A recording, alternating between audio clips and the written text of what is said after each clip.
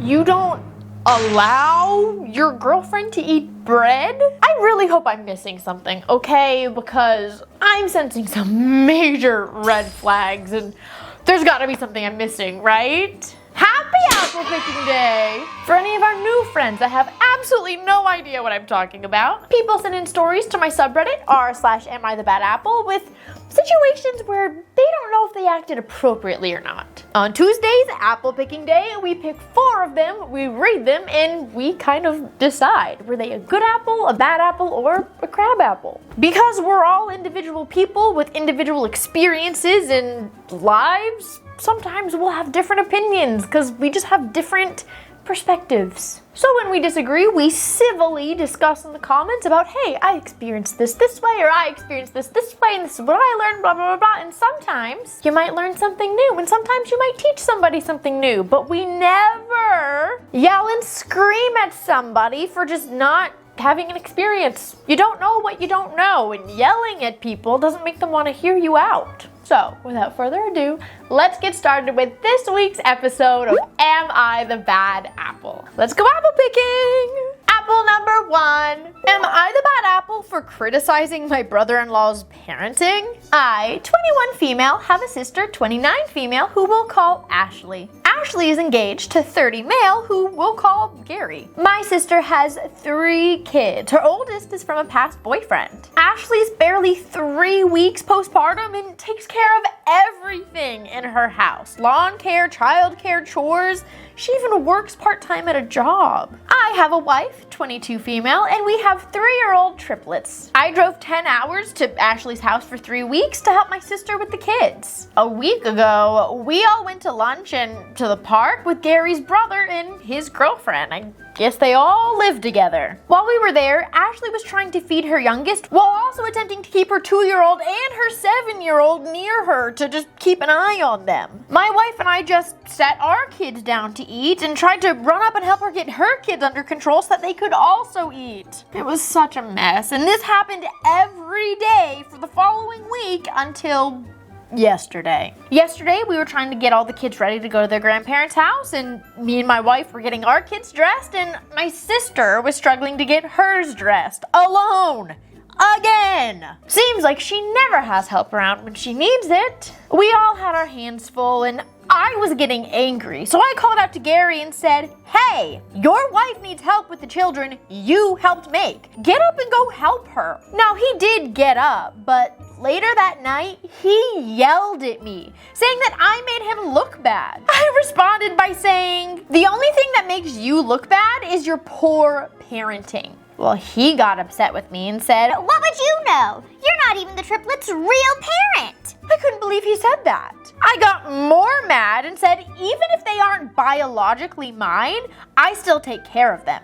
You could learn a thing or two about that. He got even more upset and started calling me every name in the book, so we left. My wife is on my side about it, but Ashley's on the fence, and of course my brother-in-law's family is all mad at me. I started to think about what I was saying and wondering if it was really wrong of me. I just need to know. Am I the bad apple for criticizing his parenting? I'm really nervous about this one. I always get so nervous to talk about like parenting things because, you know, I'm not a parent. It's also really funny whenever I say that because if I don't say it, parents are always in the comments like, you don't have kids.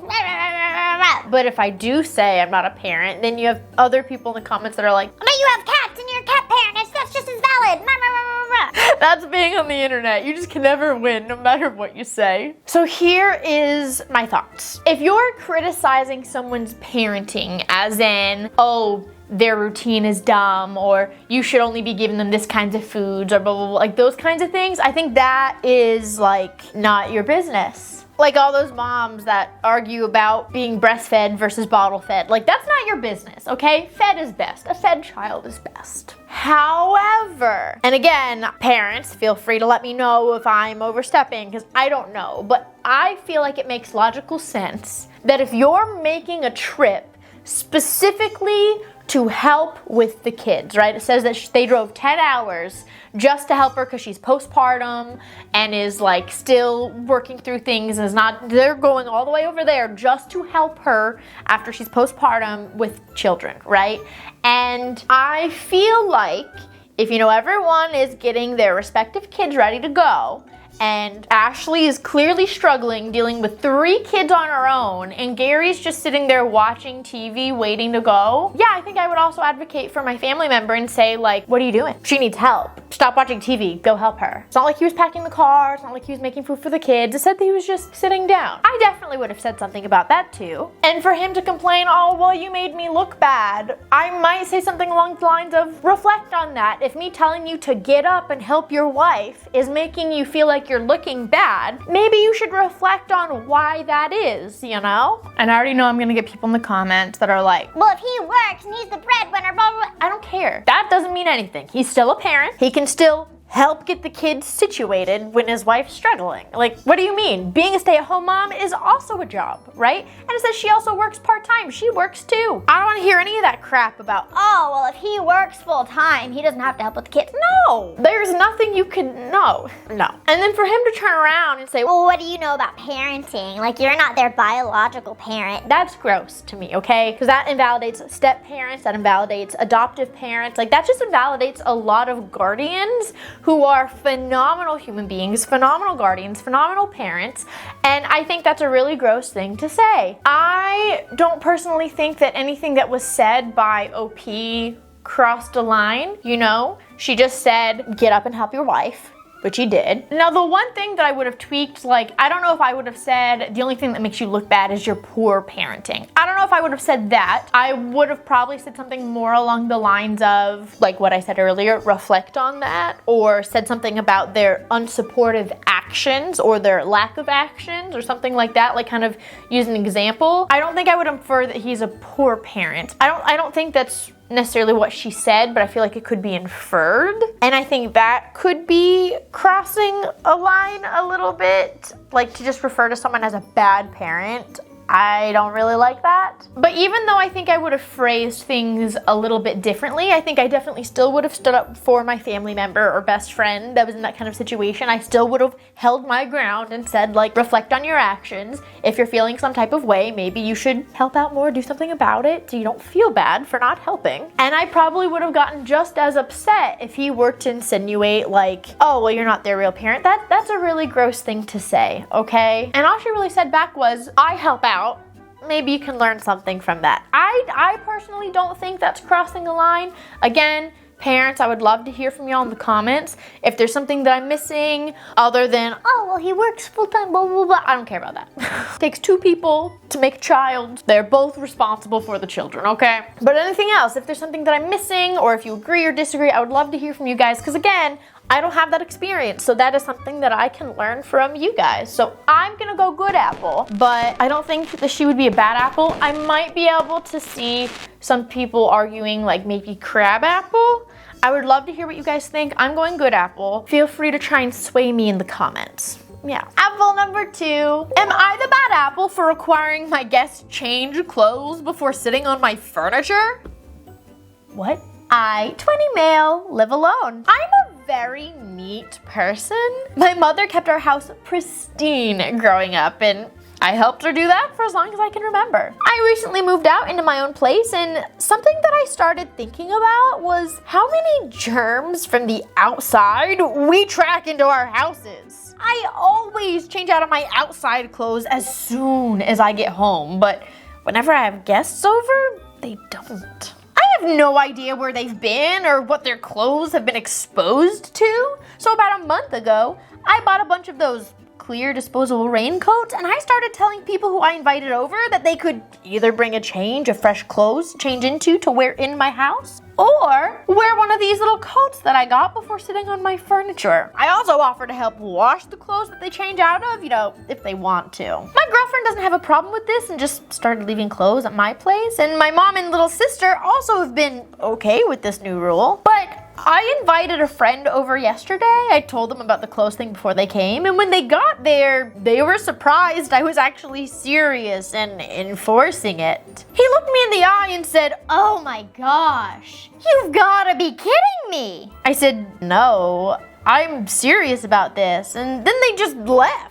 They haven't been answering any of my messages either. I was talking to my mom about it today, and she said that, yeah, I was being pretty excessive and unreasonable to expect everybody to do that. But I mean, I disagree, but now I'm kind of second guessing myself. Am I in the wrong here? I mean this with total sincerity and love in my heart. Please seek help. And that's not any kind of jab or anything like that. I feel like this person needs to speak to someone about this obsession with cleanliness, because I can tell you, in my 27 years, I've never been anywhere to anyone's house who has ever asked me to not sit on their furniture with outside clothes. Okay, now I will say, everyone has their little quirks. I don't like outside clothes in my bed. I think I've said this on a Bad Apple episode before, like I won't do outside clothes in my bed. When I go on trips and I'm in a hotel and everyone wants to hang out in hotel rooms, I will do whatever I can to make sure it's not in my room, because I don't want people in their outside clothes on my bed. I like to be clean while I'm in my bed, and I feel like that's reasonable. But to be that way with your whole house and expect other people to bring a change of clothes or wear a raincoat while hanging out, like, that's not comfortable, and I think that's very excessive. And I am going with Bad Apple, but I don't mean it as a you suck, malicious, blah blah blah blah, like, at all. I genuinely do think that this person will benefit from some kind of therapy, talking to someone that might help them sort out this obsession that they have. It's not healthy. And I also think it's really important to remember that when we look at a lot of these stories and we go good apple or bad apple or crab apple, like, just because someone is in the wrong in a situation doesn't necessarily mean that they're a bad person. And it doesn't mean like, oh, you just suck, or oh, screw you. Like, no, this person is in the wrong, as in, like, this isn't normal behavior, but that doesn't mean they're a bad person. I think that they will just benefit from some help. You know, it's not, people don't do that. It is very excessive. I've never heard of anyone anywhere doing something like that, and I'm very surprised that you were surprised your friends were annoyed by it. Like, show me the TV show, show me the movie, show me where it's like a normal thing, where you genuinely thought in your head, yeah, people do this, they'll be fine with it. Like, no, who wants to take time out of their day? Oh, I'm going to my friend's house, but I gotta pack a bag and I gotta bring all these clothes, and oh, well, now they're gonna wash the clothes, or I have to just like sit and hang out in this weird raincoat. Like, no. And I also think it's important to remember that, like, telling someone or having someone tell you, like, I think that maybe you should talk to someone, like, that's not an insult. Therapy can be very helpful to those who are open to it. Okay, it's not for everyone. I wish more people were open to it. I think it can be very helpful, but, you know, to each their own. But it's not an insult, you know, to suggest that someone talk to someone and get some help with some trauma or some issues that they're dealing with. That can be a very helpful suggestion, not an insult. Like, it's not a bad thing to need to go to therapy. Just make sure that we're clear on that. Apple number 3. Am I the bad apple for not making my guests move their cars? I live with my brother in the house my mom left to us. My brother's barely out of his teens, and he's an extrovert. For several months, he would have his friends over at all hours of the day and the night. They were definitely loud and obnoxious. My neighbors, primarily senior citizens, came up to me multiple times about the noise. I told them, listen, call the police for noise complaints, okay? Because my brother and his friends don't listen to me. Finally, my brother got a new group of friends who don't come over and disrespect everyone with noise well into the nights. We started having a small group of about 5 to 10 people over for each Sunday dinner. There would be about 2 or 3 cars parked right in front of our house, and then 1 or 2 that would park right in front of my neighbor's house. It's not like my neighbor's driveway would be blocked, so it should be fine. Everyone would be inside the house unless we decided to grill. After a few Sundays, my neighbors started complaining about cars being parked on the street right in front of their house. I asked my guests to only park in front of the house if there was nowhere else to park, but I wouldn't ask them to move if they were already parked.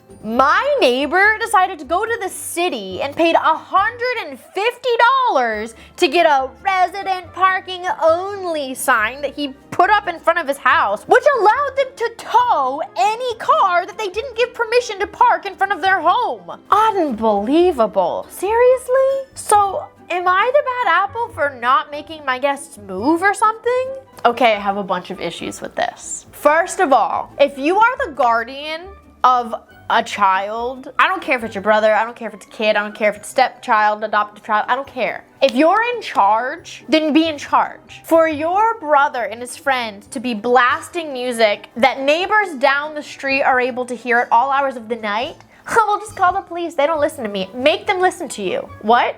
That's rude. That's so rude. I would be pissed, okay? If I was trying to sleep and I couldn't because my neighbors would just be blasting music at all hours of the night, oh my gosh. I need to sleep at least 8 hours a day, and I would hate you if you just didn't care that you were disturbing that all the time. It's one thing if you want to do something fun with your friends in the middle of the day. It is another if you're allowing your brother and his friends to keep the whole neighborhood up at all hours of the night.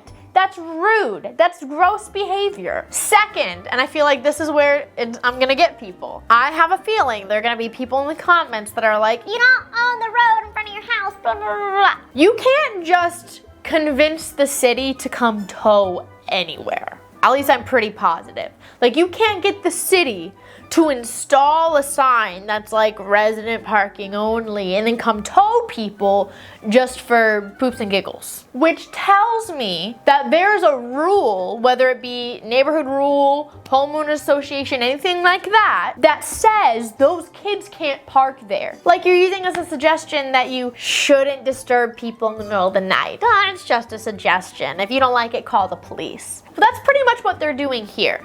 You're breaking what appears to be a rule, because again, the city wouldn't comply with this kind of thing if it wasn't. Well, if you don't like it, just call the police. Well, they're calling the towing company. That's what they're doing. If that's a rule and you're just choosing not to adhere to it because those kids don't listen to me, yeah, you are the bad apple. Absolutely.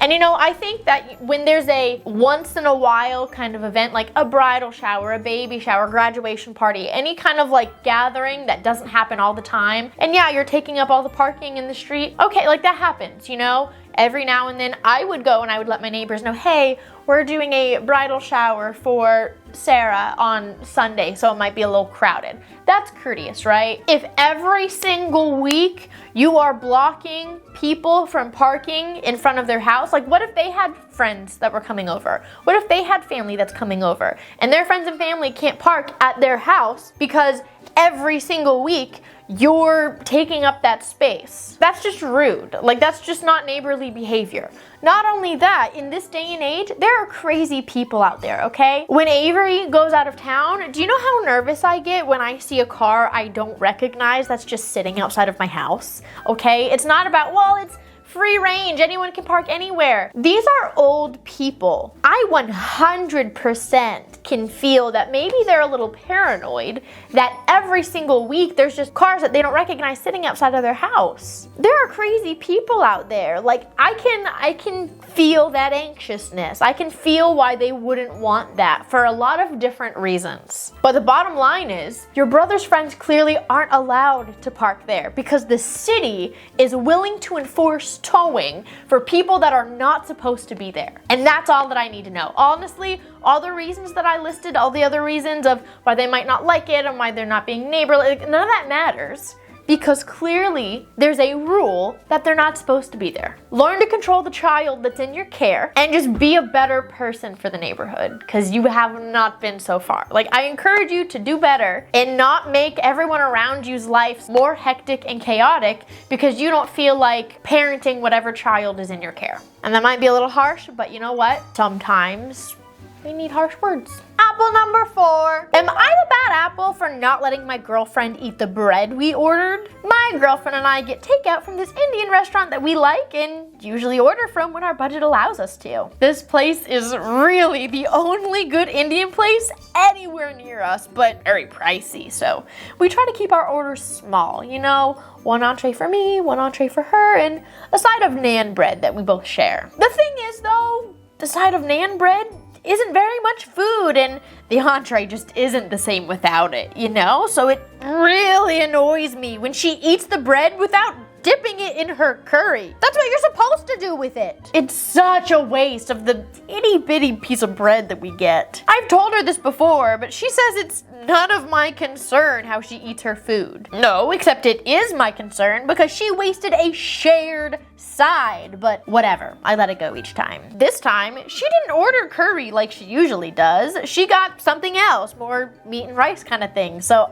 I was happy that I would get the bread to myself. However, while we were eating, she reached over for the bread and ate a piece of it on its own. I was so annoyed, and I just moved the bread away from her and told her she doesn't need the bread since she isn't eating curry and doesn't need bread, whereas I am eating curry, so I do need the bread. Also, her entree comes with rice, so she should just eat that. She got so offended and threatened that she wasn't gonna pay her fair share of the food next time. She also called me a greedy jerk and took her food and ate the rest in our bedroom. My friend and I are split. One of them saying that I'm in the right because it's way too many carbs for one meal for her to have bread and rice. Like, that's way too much. But our other friend is essentially calling me a greedy jerk. It's been hours though, and she's ignoring me, and I just don't know what to do. So, am I the bad apple? Yeah, you are. Like,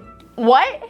There's so many issues. Oh my gosh. First of all, it is none of your business how many carbs she eats. First of all, it's not your business, it's not your friend's business. That should not even be a point of contention. What? That's not your business at all, in the slightest bit. I'm floored that that even came up. Oh my gosh. Second of all, it's not your business how she eats bread. I don't care if you think it should be done a certain way. I don't care. You cannot convince me in any way, shape, or form that you get to dictate how she eats her bread, whether she eats it plain or whether she dips it in curry. It doesn't matter. And what's so interesting is that you say, oh, well, she's gonna threaten not to pay her fair share if I don't let her eat the bread, which tells me she helped pay for the side. And she's telling you, if you don't let me have a piece, I'm not paying for this. Because like that makes sense, right? If you always do 2 entrees and a side and you always split it, that for her to then say, well, I'm not paying for that if I can't eat it. Well, she's not paying for her share of the food. You're not letting her eat her share of the food, sir. Regardless, it doesn't matter. We had a guy in a story a few weeks ago that was like, I'm not sharing my barbecue with my girlfriend, blah, blah, blah. like, I don't understand the people in the world who just like genuinely don't want their partner to enjoy food. I just don't get it.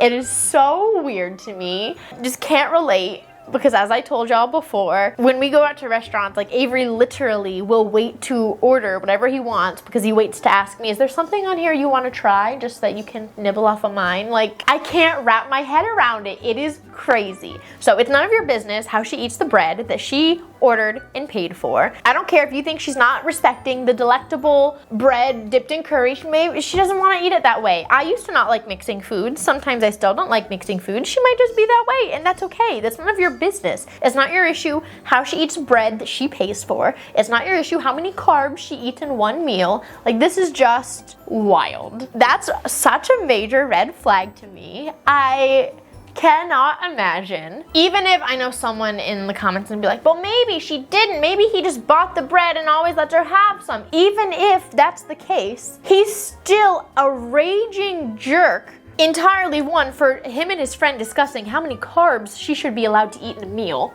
That's disgusting. You cannot convince me. Cannot convince me that is ever okay.